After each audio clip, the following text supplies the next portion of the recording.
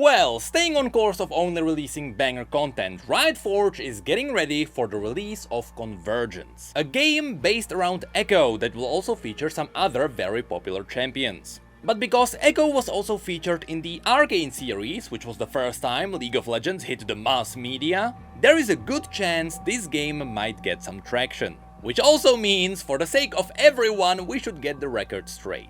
So today we'll talk about what's the deal between Convergence and Arcane, but also if you purchase the collector's edition of Convergence, you might have noticed that one of the included items is a physical copy of a comic.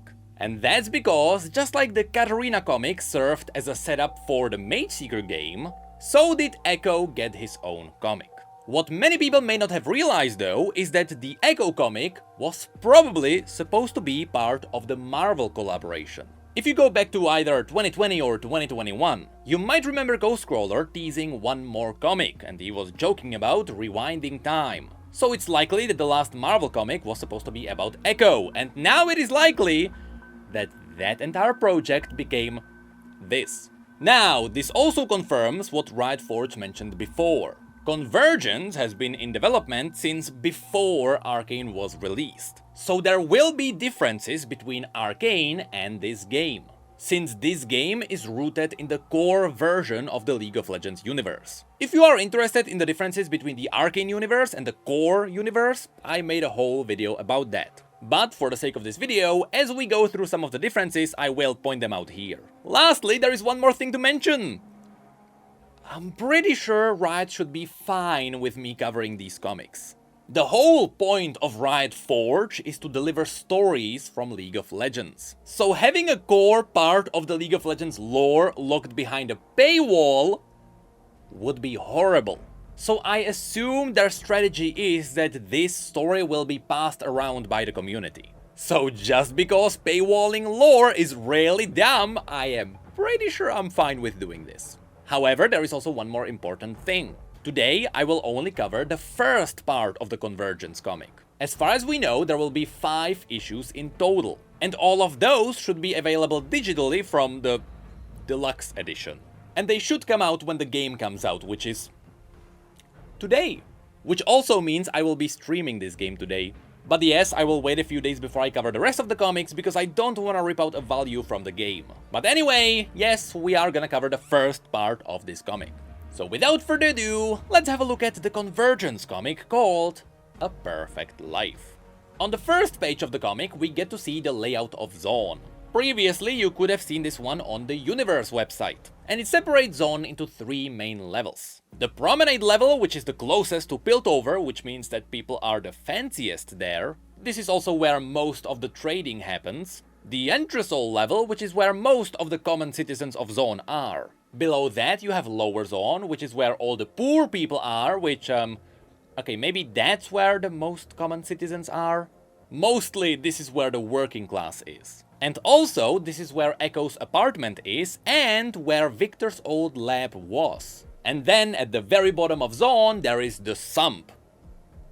You really don't want to be there. That's where all the chemical waste is. The comic then begins with an introduction of Zone and Piltover. Piltover is clean, wealthy, and regulated. Here it also shows Jace, and it mentions that this is where most of the Hextech gadgets come from. And below that is Zone, where people fight for scraps. And it also mentions that Piltovans call it a wasteland.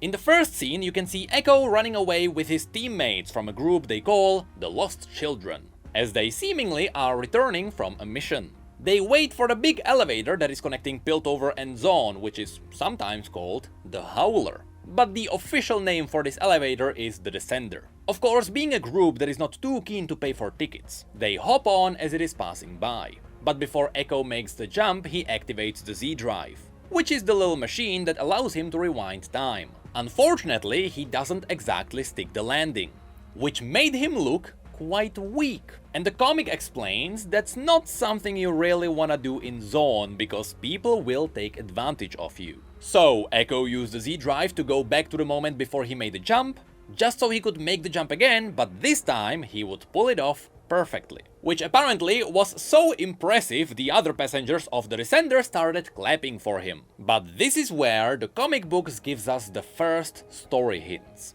First of all, the comic mentions the lost children of Zaun, a group of mostly orphaned kids who look out for each other to survive in Zaun. While this group is equivalent to the Fireflies, which you may remember from Arcane, there are some differences. First of all, most of the members here are really orphans. But in Arcane, the Fireflies were more of a group that just wanted to make living in Zaun better.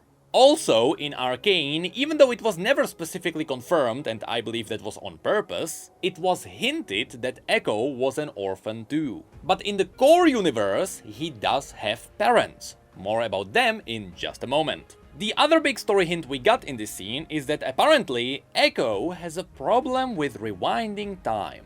He's doing it constantly and often for dumb reasons, such as fixing up the breakfast. In the next scene, Ekko disagrees, saying that he doesn't have a rewind problem if he's doing it for all of them. But in reality, one of the lost children, called Chancy, realized that what Ekko was really doing was rewinding time until everything went down exactly to how he liked it. And in a way, he was turning everyone else into little props in his time adventure. Again, Ekko argued that they weren't in Piltover, where everything was nice and clean.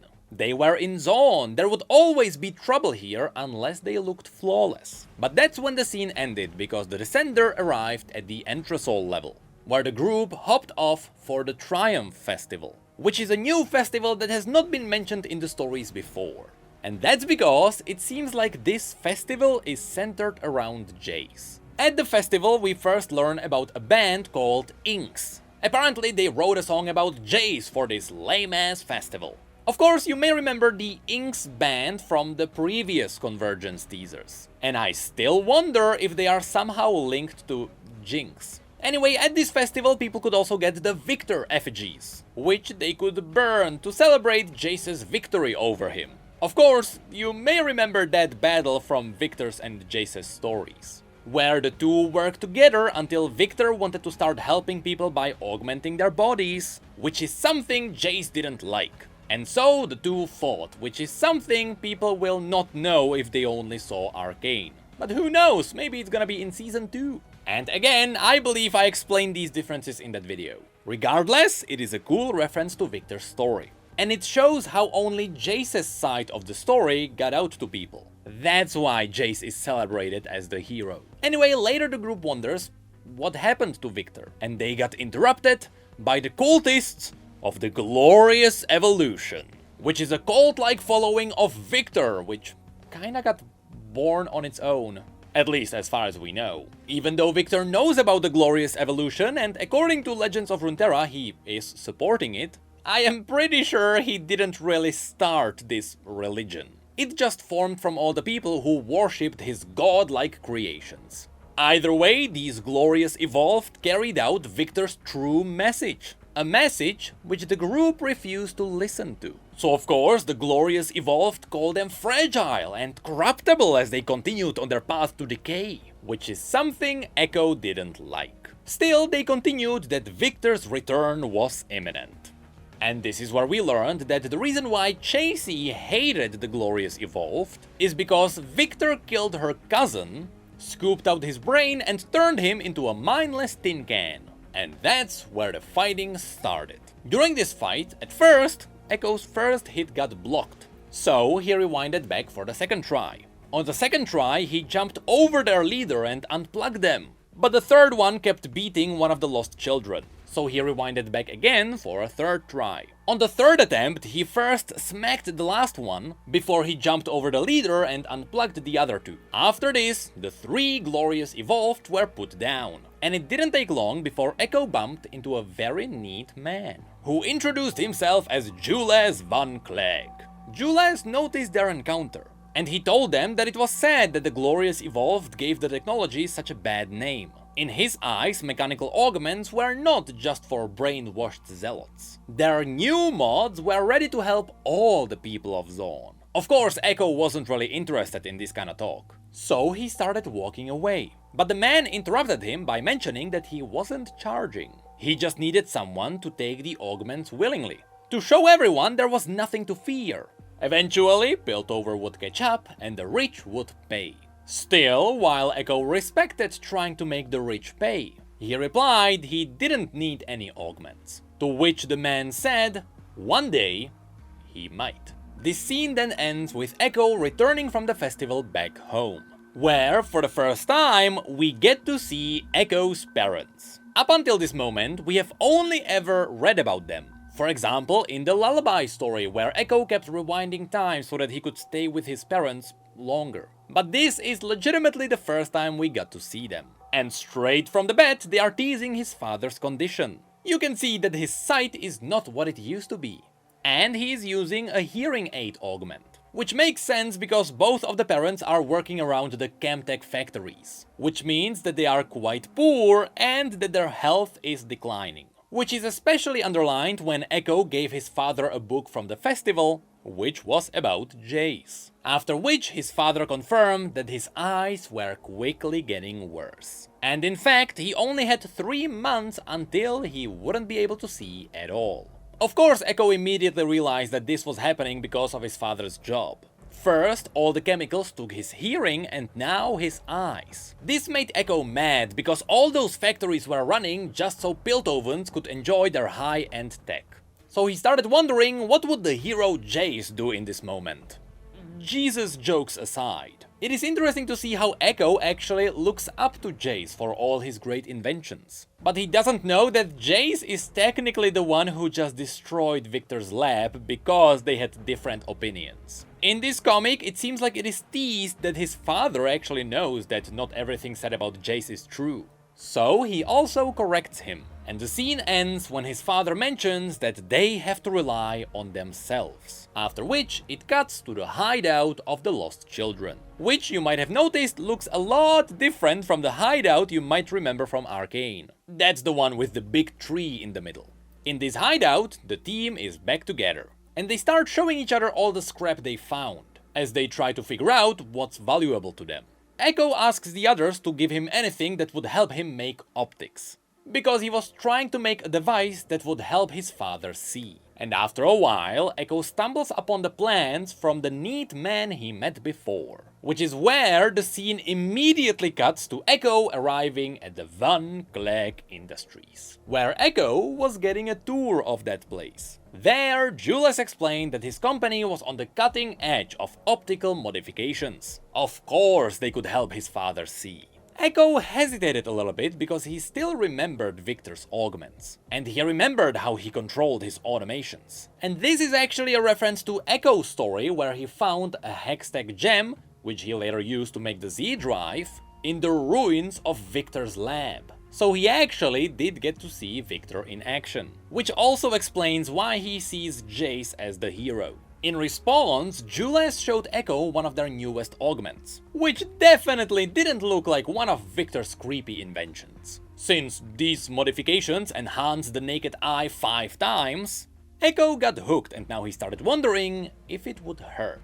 Jules told him that it was all relatively quick and painless. And as a proof, he decided to show Ekko one of their patients immediately. There, Ekko met Donald, who lost his arm in a Chemtech explosion. And indeed, he confirmed that it was hardly a bother. This made Ekko impressed, and as they left, Ekko got excited to tell his father about all of this. As a response, Jules got happy because that's why they were doing this. And after Ekko left, the comic got to the last part. The part where Jules goes back to the factory to tell the good news to the creator. The news that they are getting more and more people to sign up for their augments. Which is where it is revealed that Victor is behind all of these augments. Which makes me a bit nervous. First of all, it is cool that Victor will be involved in this story. But also, he really looks like a villain here. I always loved Victor because he was a villain with the absolutely right motivations. People saw him as evil because he was cutting off body parts and replacing them, which was terrifying. But in reality, he was really helping people who needed it. In all the stories, he was really just kind-hearted with really drastic measures. Here, he straight up looks evil, which is something I'm not used to seeing. And I'm wondering, what will they do to him? But yeah, this is pretty much the setup for Convergence, even though we still have 4 more parts to go. Again, I'm pretty sure Riot should be fine with me covering these. And I wouldn't be surprised if in the other 4 issues we would find Camille, Warwick and Jinx. So far it seems like this game will have a lot of cameos. And just like it is for every Riot Forge game, maybe not Hextech Mayhem, there will also be lore journals in this game. And because this game is part of the core universe, and it is not necessarily part of Arcane's canon, it means that we may be able to see a cameo from the best Piltover there ever was. My favorite side character in the entire universe, Professor Von Yip.